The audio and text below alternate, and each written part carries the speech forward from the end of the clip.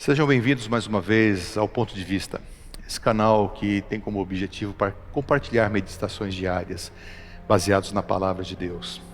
Se inscreva no canal, ative as notificações, se você gostar, dê o seu like e compartilhe esse vídeo com aqueles que você julgar necessário ouvir.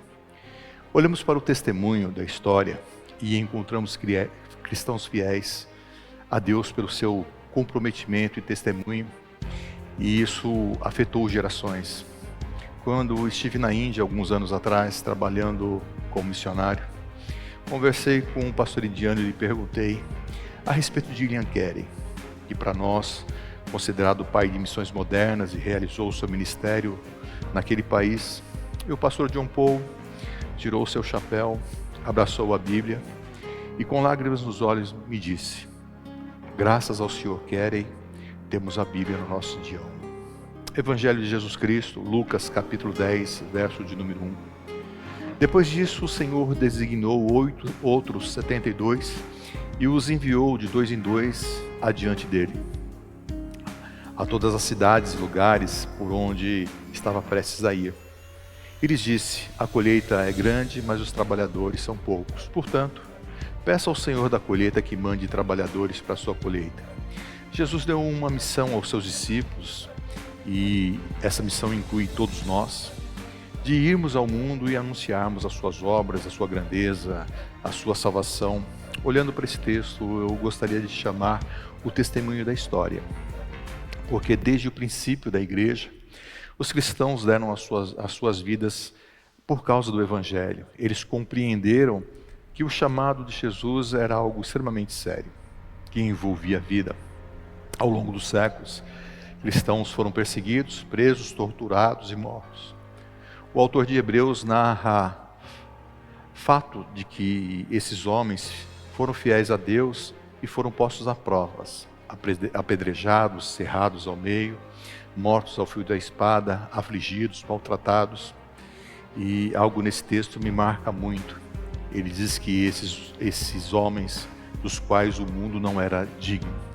Ao olhar para a história, eu fico pensando sobre o testemunho desses irmãos, sobre as suas vidas, as suas responsabilidades, os seus comprometimentos, homens e mulheres que viveram de tal maneira fiéis a Deus, a ponto de seus testemunhos atravessarem os séculos e ecoarem na eternidade.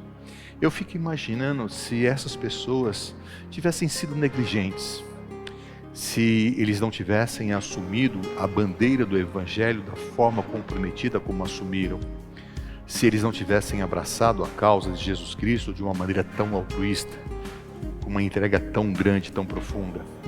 E eu me pergunto se esse Evangelho teria chegado a nós, aos nossos dias.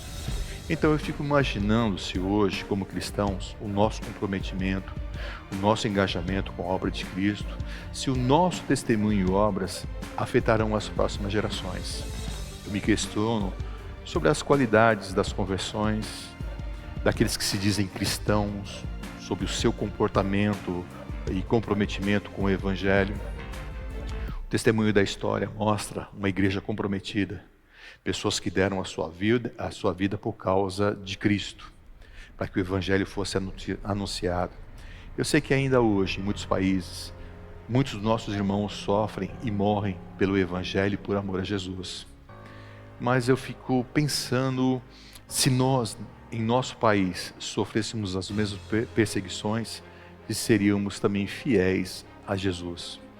E eu oro para que Deus nos preserve de uma perseguição ou qualquer coisa desse tipo.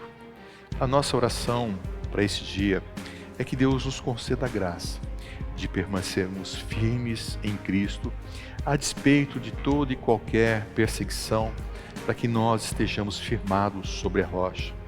Que o nosso testemunho seja verdadeiro, para que haja comprometimento, para que haja engajamento, para que as pessoas sejam afetadas e alcançadas pelo nosso testemunho, que sejam abençoadas. Que Deus nos ajude com essa graça para sermos testemunhas fiéis do Evangelho e de Cristo, em nossa caminhada, nos nossos relacionamentos, nos nossos afetos. Que o Senhor te fortaleça, que abra o teu entendimento, o teu coração, que te capacite a viver segundo os seus ensinos e que o seu testemunho afete os seus relacionamentos familiares, esposa, filhos, pais, e afete também as próximas gerações, que impacte de uma maneira positiva. Que Deus te abençoe, te dê um bom dia, fiquem na paz e nós nos vemos na caminhada.